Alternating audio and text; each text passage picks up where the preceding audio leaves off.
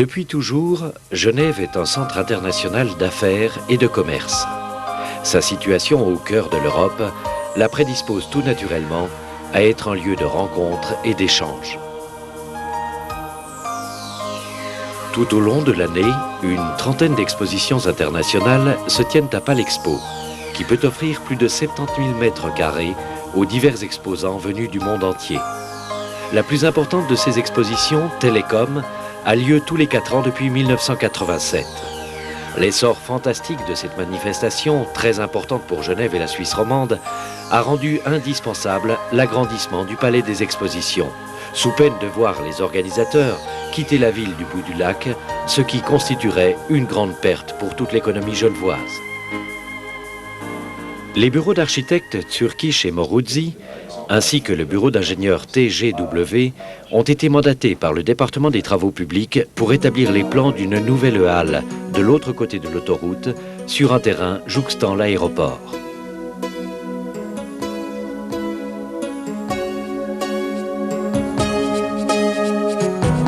L'étude préliminaire n'a pris en compte que des solutions faisant appel aux structures métalliques, sur le modèle des halles déjà existantes, sans imaginer que le bois pouvait tout à fait répondre au cahier des charges. Monsieur Thomas Buchy, ingénieur du bois, réunit un groupe de professionnels et invite la commission des travaux du Grand Conseil à une visite de la patinoire de Morges pour lui démontrer les nouvelles techniques d'assemblage du bois.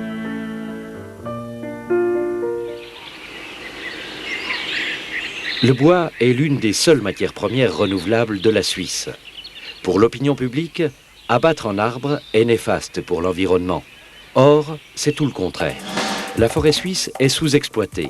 En effet, elle produit 700 mètres cubes heure et seul 50% de cette quantité est exploitée, ce qui s'avère nuisible pour l'environnement car une forêt mal entretenue subit des dépréciations. De plus, d'un point de vue économique, son exploitation fait vivre environ 120 000 personnes et certaines communes fortement boisées équilibrent leur budget avec ce commerce. Le soutien de l'IGNOM, et particulièrement de son président, M. Velozer, ainsi que l'argumentation de M. Volichard de l'IGNOM, ont été déterminants pour que cette étude, menée avec l'aide compétente de M. Blumer, soit prise en considération par le département des travaux publics et la commission des grands travaux. Nous avons pu démontrer à la commission, grâce à la fourniture d'un dossier technique fouillé, que le bois d'abord était parfaitement résistant aux charges envisagées, ensuite que du point de vue de la protection incendie, les problèmes étaient réglés et une expertise l'a démontré. Ensuite, du point de vue de l'isolation thermique et acoustique, le bois reste le matériau le plus performant actuellement. Et enfin, et c'est important, le bois fournit une importante quantité de main-d'œuvre en Suisse puisque 1 mètre cube de bois permet de créer 40 heures de travail. À l'ouverture publique, la seule soumission faisant appel au bois s'est révélée tout à fait compétitive, se situant entre les offres d'entreprises romandes et alémaniques et celles d'entreprises genevoises. Le projet fut finalement accordé au consortium après une entrevue au département des travaux publics.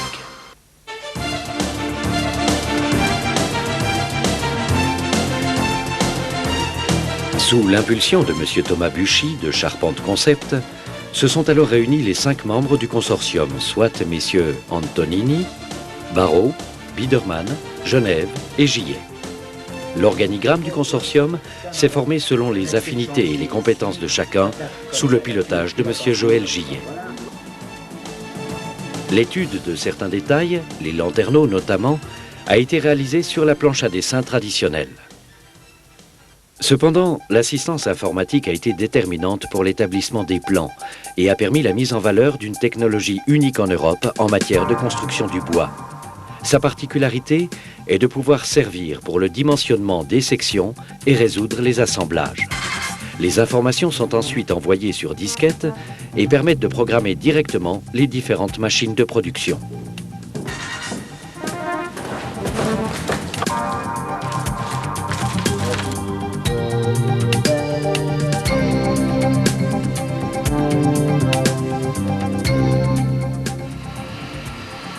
Ce fut le cas dans l'entreprise Blumer, où les éléments en bois lamellés collés, composant les fermes, ont été usinés sur des machines à commande numérique qui seules pouvaient garantir l'extrême précision nécessaire à l'assemblage final, réalisé avec des broches en acier.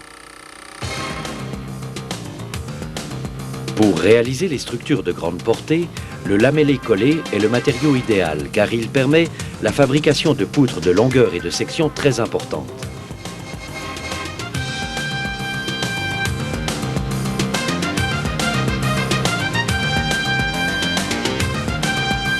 De plus, toutes les formes sont réalisables.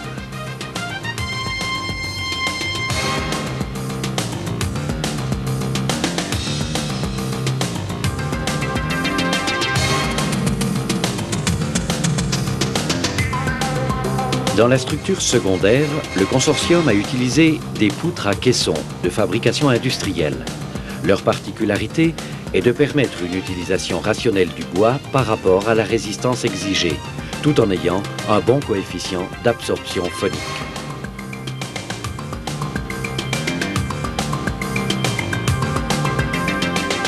Divers travaux de préparation ont été exécutés dans les entreprises du consortium. Les lambrissages de toiture ont été profilés et vernis pour une meilleure absorption phonique.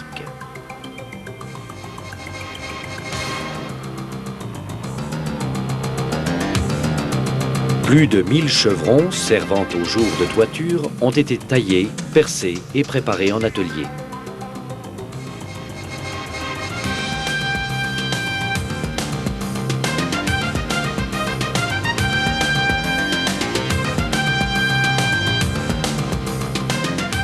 Le principe des fenêtres bois-métal a été retenu pour l'équipement des verrières de toiture, les chevrons recevant l'aluminium qui permet l'insertion du verre.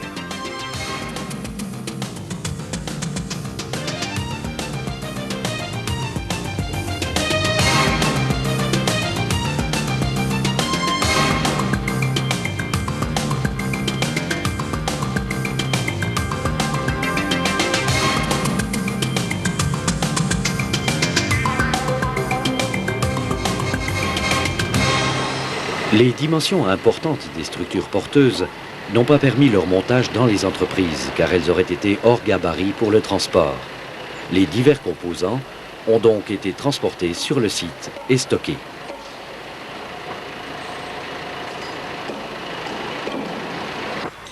Ils ont ensuite été positionnés avec un gabarit et brochés manuellement et mécaniquement. L'assemblage des pièces en lamellé collé est réalisé par le procédé BSB, qui se compose des plaques métalliques et des chevilles inox. 5 jours et 8 hommes étaient nécessaires à l'assemblage d'une structure porteuse appelée ferme. Une journée d'information fut même organisée pour les élèves des écoles afin de les sensibiliser aux nouvelles techniques d'assemblage du bois. Chaque ferme est composée de 6 éléments principaux appelés papillons.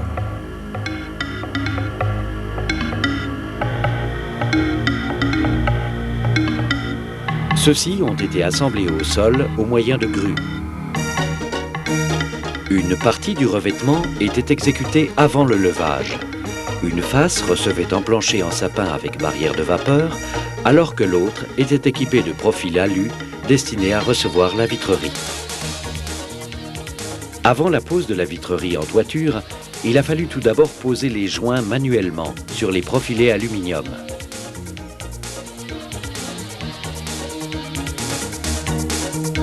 La partie vitrée de la ferme est composée de 130 éléments de verre, isolants réfléchissants, d'un coefficient phonique de 40 décibels. L'isolation thermique est assurée par des panneaux haute densité de 120 mm d'épaisseur, composés de fibres minérales. La reprise d'étanchéité est assurée par des profilés aluminium avant la pose du bardage final constitué de tôle.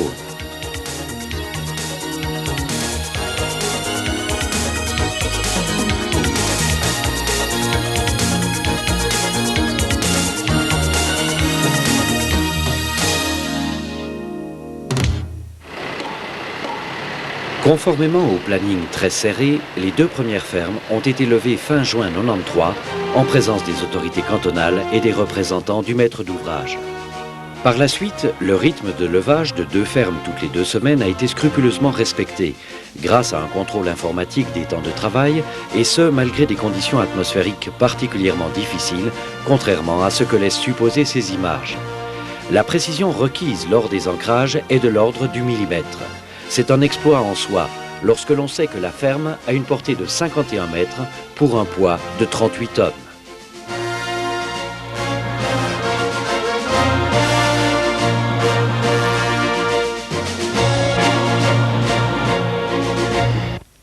La halle numéro 7 doit être complémentaire aux halles existantes. Le sous-sol comprend 2 étages de parking qui s'étendent sur 7500 mètres carrés. 2 autres étages sont réservés au Musée international de l'automobile. À l'extrémité ouest s'élèvera une salle polyvalente de 10 000 places. La totalité des travaux doit être terminée pour le Salon de l'Auto 1995. Cette réalisation de plus de 15 000 mètres carrés constitue le plus grand ouvrage couvert en bois jamais réalisé en Suisse à ce jour. Ce chantier exceptionnel, qui a nécessité 4 000 mètres cubes de bois, soit environ ce que produit la forêt suisse en 6 heures, est sans conteste une prouesse technique. Il a démontré l'efficacité et la fiabilité de cette matière noble, ainsi que la compétence des diverses entreprises réunies au sein du consortium. Ce projet a nécessité plus de 60 000 heures de travail, contribuant ainsi à la sauvegarde de centaines d'emplois en pleine période de récession. Enfin, ce précédent prouve que les métiers artisanaux du bois peuvent être industriels et faire face à des réalisations d'envergure.